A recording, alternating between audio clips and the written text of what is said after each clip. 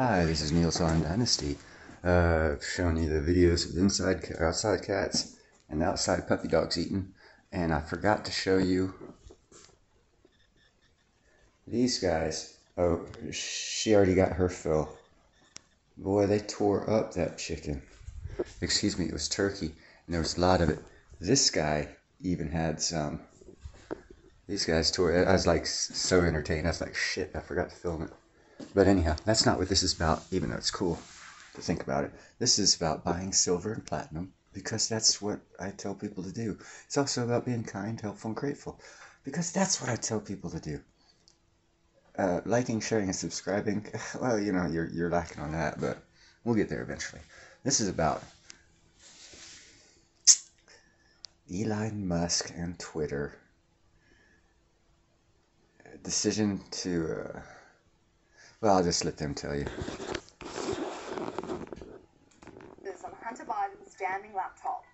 Elon Musk has only owned Twitter for less than a month and has already bought a Christmas present for conservatives when he wrote this one tweet. A Twitter user wrote, "Raise your hand if you think Elon Musk should make public all internal discussions about the decision to censor the New York Post story on Hunter Biden's laptop before the 2020 election in the interest of transparency." To which Elon Musk replied, "This is necessary to restore public trust." That comment from Twitter's new owner is a breath of fresh air for online users who for so long have believed the platform censors important information and free speech. The New York Post was a victim of this in October 2020 when their first piece on Hunter Biden's laptop was published, only to be censored by social media giants.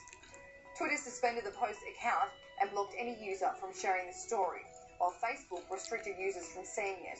Mark Zuckerberg actually weighed in on this in an interview with Joe Rogan this year, where he claimed the FBI came to the team and said that they should be on high alert that Russian propaganda was about to drop. The FBI didn't specifically say it was about Hunter Biden, but Zuckerberg said it fit the pattern. This was the whole thing. When the Post dropped the original story, it was passed off as Russian disinformation.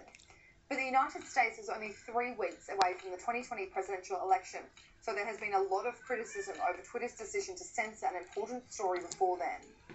When Elon Musk declared it was necessary to go through the company's internal dialogue on why it decided to do it, he was greeted with some enthusiastic responses online. One person wrote, "Do it tomorrow, will make for a great Thanksgiving dinner conversation." Another wrote, "Elon Musk, I think buying Twitter made a bigger impact in the world than landing on Mars, changing the world one tweet at a time." Someone else wrote, "How about making public any conversations that happen between Twitter and the FBI or any other federal agency?" Finally, this is gonna be huge, and yes please. The contents inside Hunter Biden's laptop has slowly been drip-fed to the public over the last 2 years. It all came from the fact that Hunter left his laptop at a repair shop in Wilmington, Delaware in 2019 and never went back to pick it up. The owner went through the laptop and eventually decided to give it to the FBI. However, he made a copy which found its way into the hands of Rudy Giuliani, who eventually passed the hard drive onto the New York Post. Within it was a tangled web of overseas financial deals he was involved in, as well as personally incriminating videos and photos of Hunter Biden engaging in sex acts and illicit drugs. On October 14, 2020, the Post ran their first article, which through emails detailed a relationship between Hunter Biden, then Democratic presidential nominee Joe Biden, and a Ukrainian businessman.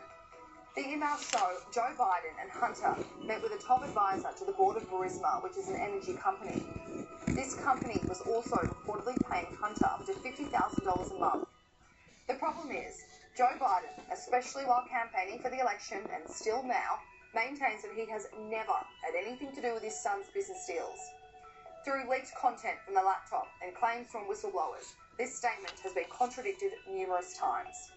Mainstream media followed suit after the Post story was censored by failing to touch it, instead believing it was Russian disinformation. Over time, news outlets have slowly started to verify the contents found and have begun to report on it. It's impossible to break down every single scandal that has come to light over the past few years, but here are just a few of the things that have come out of the laptop. In May this year, more than 120,000 emails from Hunter Biden's laptop were published on a searchable online database that anyone could access. There was so much to come from these emails that stretched from 2010 to 2019, but here are a few of the standouts. Some emails show Hunter may have engaged in numerous shady overseas deals with China and Ukraine, where he indicated that his father could be involved in his business. One email showed Hunter and James Gilliard discussing a lucrative deal with a Chinese energy conglomerate. It revealed the pair discussed 10 held by H for the big guy. This has later been alleged the statement meant 10% held for Joe Biden, who was known as the big guy. Another email revealed the now president's son was approached for a potential real estate investment meeting with Prince Andrew in 2010. Other bombshells to come from this laptop include the fact the leaked text messages the Daily Mail obtained showed a potential connection to Vladimir Putin. Hunter was engaging in a text message exchange with his sister-in-law Hallie Biden when he made a few incriminating statements. He's detailing to Hallie all the things he's currently dealing with, while she's telling him he needs to get sober. He says he's dealing with my suspected involvement in brokering a deal with Vladimir Putin directly for the largest sale of oil-gas assets inside Russia to China, a tax bill that Eric, his colleague, left hanging over my business. Hunter then tells Hallie that he's dealing with the aftermath of the abduction and likely assassination of his business partner. When Hunter says that, he's referring to Ye Jianming. Mr. Jianming was the chairman of the Chinese energy company CEFC, a company of which Hunter did a lot of work with. Ye Jianming went on to be arrested in China over economic crimes. He was named as someone who courted the Biden family and other big Washington names, subsequently going on to pay Hunter Biden millions of dollars despite not having any qualifications for the role he held. CEFC was also the company that reportedly I'm sick of this. The evidence is overwhelming. I guess the 118th Congress will take care of it.